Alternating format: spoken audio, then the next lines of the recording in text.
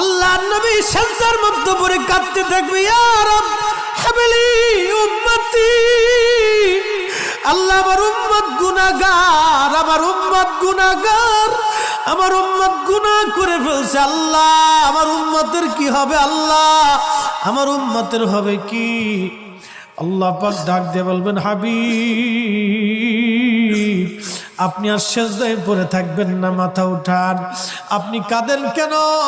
মেহেশর তো আপনার কান্নার জন্য না নবী, উঠেন, আপনি মাথা উঠান।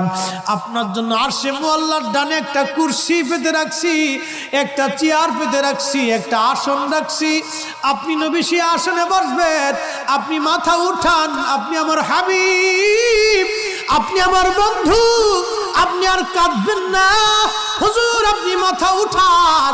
আল্লাহর নবী তখন বলবে, ইয়া রব হাবলি উম্মতি, আল্লাহ আমার উম্মত গুনাহ করছে। আল্লাহ ডাক দিবে, হাবিব আপনি মাথা উঠান।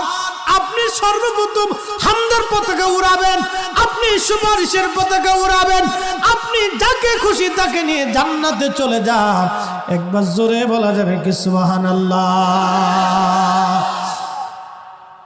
নবী আমার ডেকে বললেন, আয়েশা রে, মানুষের জীবনের কঠিন সময় যখন তার মৃত্যুর সময় এসে যায়, কঠিন মৃত্যুর দূত আসে, যখন গুনাহগার ব্যক্তি, যখন নাফরমান ব্যক্তির কাছে মৃত্যুর দূত আজরাইল আলাইহিস সালাম আসে, বিকট চেহারা নিয়ে আসে, দুর্গন্ধময় পোশাকগুলি নিয়ে আসে, দুর্গন্ধময় পোশাকগুলি নিয়ে আসে, বান্দাকে ধরতে আসে।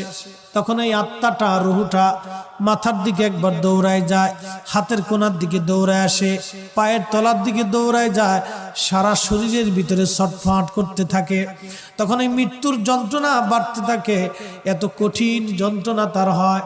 নবী বলেন, আয়েশা রে শোনো, একটা উট জ্যান্ত হালতে জবাই না দিয়ে উটের চামড়া ছিলাইলে যেই রকম কষ্ট হয়, আয়েশা রে এই উটটাকে জিন্দা হালতে 100 বার যদি উটের চামড়া তুমি সেলাও, যে পরিমাণ কষ্ট হবে আয়েশা, একজন বেঈমানের মৃত্যুটা এরকম ভয়াবহ কষ্ট হতে থাকবে।